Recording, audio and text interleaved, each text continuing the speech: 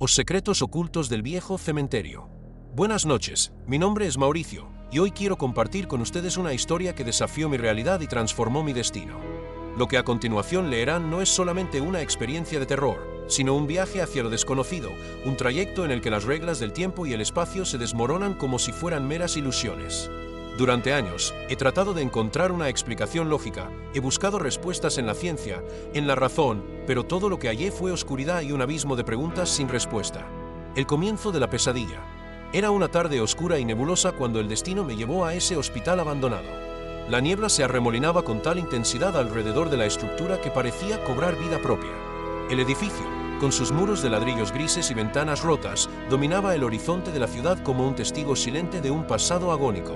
Se contaban historias sobre sus pasillos, rumores de desapariciones, murmullos en la madrugada, luces que parpadeaban sin causa aparente, relatos que habían quedado sepultados en el olvido hasta que, inesperadamente, emergieron para envolverme en su manto de misterio. Mi llegada al hospital no fue por mero azar. Fui contratado para llevar a cabo una investigación en el marco de unas renovaciones planificadas. Mi función era recopilar antiguos planos, revisar informes médicos olvidados y ayudar al equipo de obreros a descifrar los rincones oscuros que se ocultaban tras la fachada desvencijada del lugar.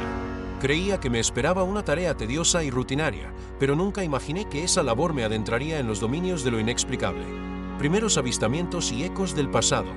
Durante las primeras semanas, el ambiente en el hospital se mostraba inusualmente silencioso. Solo unos pocos trabajadores y yo recorríamos sus angostos pasillos, con el peso del tiempo acumulado en cada grieta y sombra.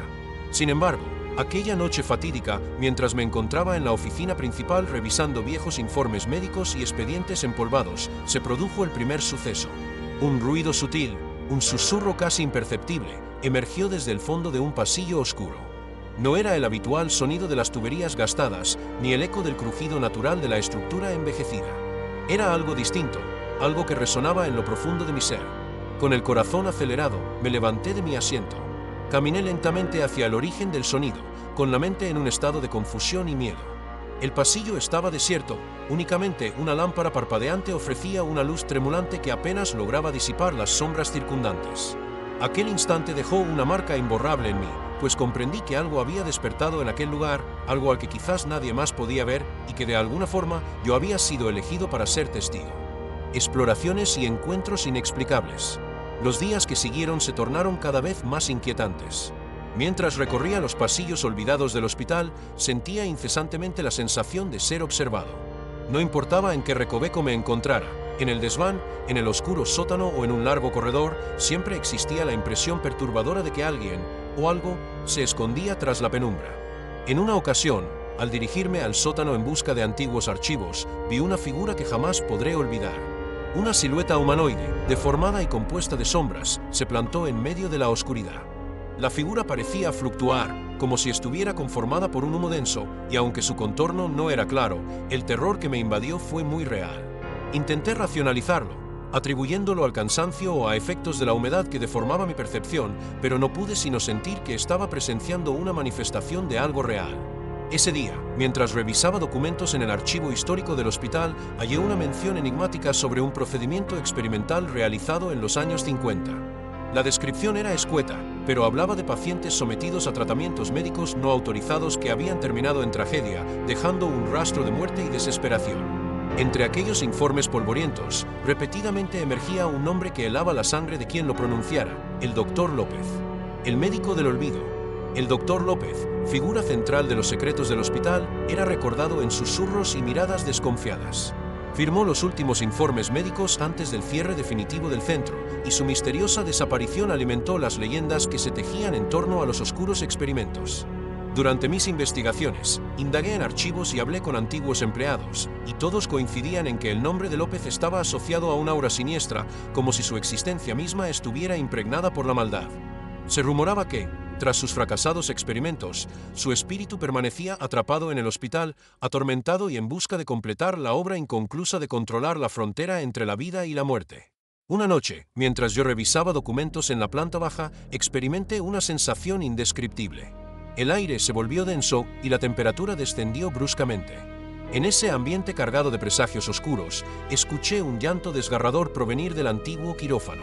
Esa nota melancólica, casi como un grito ahogado en el tiempo, me incitó a investigar. Con cautela, me acerqué a la puerta entreabierta del quirófano, donde la penumbra parecía esconder secretos imposibles. Una sombra se deslizó por la pared y, en un fugaz instante, una figura etérea cruzó el umbral. Temblando, contuve la respiración. Dentro, encontré un escenario desolador, un antiguo bisturí y manchas en el suelo que, lejos de ser sangre fresca, parecían reliquias de un pasado olvidado. Era como si el quirófano narrara en silencio la historia de innumerables sufrimientos y tragedias selladas entre sus muros. Esa visión me paralizó y salí corriendo, dejando atrás no solo el hospital, sino una parte de mi alma que quedaría allí, prisionera de sus sombras. La influencia del misterio. El suceso no pasó desapercibido para quienes trabajaban allí. Al día siguiente, el hospital fue abruptamente sellado y apartado de la investigación. Mis testimonios fueron recibidos con escepticismo. Los compañeros reían de mis explicaciones, afirmando que la fatiga y el estrés habían distorsionado mi percepción. Sin embargo, algo en mí había cambiado para siempre. Sentía como si una parte de mi ser hubiese quedado encadenada a ese lugar, y las sombras, que en un principio parecían meros accidentes de luz y oscuridad, se transformaron en entidades palpables. Durante días, la sensación de ser perseguido me acompañó en cada momento. Caminaba por las calles con el recuerdo del hospital apretándome el corazón, y en mis noches de insomnio revivía escenas inquietantes, la silueta en el sótano, la sombra en el quirófano, y sobre todo, el frío inclemente que parecía emerger de los rincones olvidados del edificio. Empecé a recibir mensajes enigmáticos, en forma de cartas sin remitente y recortes de periódicos de décadas pasadas. Uno de esos recortes narraba la desaparición de un joven llamado Javier, paciente del Dr. López, durante uno de los experimentos fallidos. En la parte inferior del artículo, una sencilla anotación decía: «Él sigue buscando reemplazo». Esa frase resonó en mi interior y reavivó mi inquietud. Un encuentro con el pasado. Con el paso del tiempo, una sensación de desesperación se instaló en mi vida. El hospital ya no era solo una construcción abandonada, sino el epicentro de un mal que había marcado mi existencia de forma indeleble. Fue entonces cuando conocí a Laura, una ex-enfermera que trabajó en el hospital años atrás. La conocí en un pequeño café, en una tarde nublada, cuando el peso de mis recuerdos me llevó a buscar respuestas en aquellos que habían estado allí. Sus ojos, grandes y llenos de temor, se iluminaron momentáneamente al oír el relato de mis vivencias. Con voz temblorosa, me preguntó: «¿Has visto al Dr. López, verdad? Esas sombras que has mencionado son las almas de los pacientes a los que él sometió a sus experimentos». Laura me contó que muchos de sus colegas también afirmaban haber visto presencias extrañas en el hospital. Relató episodios de enfermos que aseguraban haber sentido caricias heladas en la nuca y de personal que, durante turnos nocturnos, oían voces que no pertenecían a ningún ser vivo. Esa noche, Laura me reveló detalles que hasta ahora permanecían ocultos. Según algunas leyendas, el Dr. López intentó romper las barreras entre la vida y la muerte, buscando la inmortalidad a través de procesos que combinaban la medicina con rituales ancestrales. Sus fracasos no solo se limitaron a los experimentos, su ambición abrió las puertas de lo desconocido, atrapando en el hospital las almas de aquellos a los que tocó, me dijo con un suspiro de dolor y resignación. Aquel encuentro con Laura profundizó mi convicción de que el hospital era una especie de nexo entre dos mundos. Decidí, a pesar del creciente peligro, regresar al lugar para encontrar pistas que me permitieran comprender lo que había sucedido.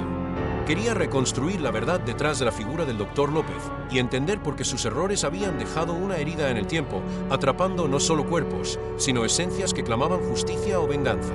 Él retornó al hospital. Meses después, poco antes de que el destino del hospital se sellara de una vez por todas mediante su demolición, organicé mi último regreso. Esta vez no iba solo. Contacté a algunos amigos arqueólogos y expertos en lo paranormal, personas que también habían sentido la atracción irresistible de lo prohibido y lo ignorado. Con la esperanza de documentar lo inexplicable, llevamos cámaras, grabadoras y notas que capturaron cada detalle de lo que experimentábamos en aquel lugar olvidado. Al cruzar la verja destartalada que delimitaba el hospital, la atmósfera parecía cargar una maldición. El aire estaba impregnado de un olor a humedad y a muerte, y cada paso resonaba en la inmensidad del vacío. Mientras explorábamos pasillos y salones polvorientos, se percibían susurros que parecían provenir de los propios muros. Las cámaras captaron figuras tenues y rápidamente difusas, como si alguien tratara de materializarse solo para desvanecerse al instante. En una de las grabaciones, se observa claramente la silueta de un hombre delgado, de frente inclinada y rostros apenas distinguibles. Al analizar el audio, se oía una voz baja y arrastrada que murmuraba: «No escaparán». Esa grabación incrementó la presión en el grupo, pero la necesidad de descubrir la verdad era más fuerte que el miedo. Incluso aquellos que se habían mostrado escépticos